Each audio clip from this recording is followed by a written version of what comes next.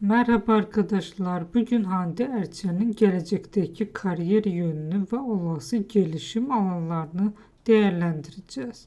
Günümüzde geldiği noktada onun adı tek başına bile bir izleyici kitlesi çekebilecek güce sahip. Bu durum bundan sonraki adımların daha stratejik ve kritik hale geldiğini gösterir. Temel olarak birkaç olası yön öne çıkıyor. İlki, güçlü bir konuma sahip olduğu dizi projelerine devam etmesi. İkincisi ise sinema alanında özellikle uluslararası projelerde daha aktif rol almasıdır.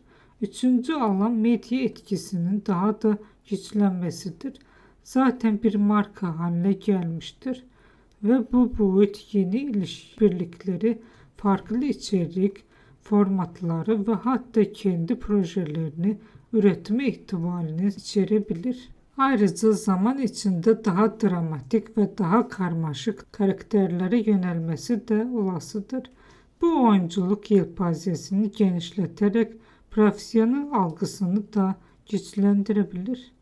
Bununla birlikte en önemli unsur dengedir. Ani ve radikal değişimleri izleyici kitlesi üzerinde risk oluşturabilir. Bu nedenle mevcut stratejisinin kademeli ilerleme şeklinde devam etmesi daha olası görünmektedir. Geçmiş kariyerine bakıldığında doğru zamanda doğru kararlar alabildiği net şekilde görülür. Bu da onun kariyerinin henüz son aşamasında olmadığını gösterir. Aksine önünde yeni ve farklı gelişim evreleri bulunmaktadır. İzlediğiniz için teşekkürler. Serinin devamında hikayeyi daha detaylı inceleyeceğiz.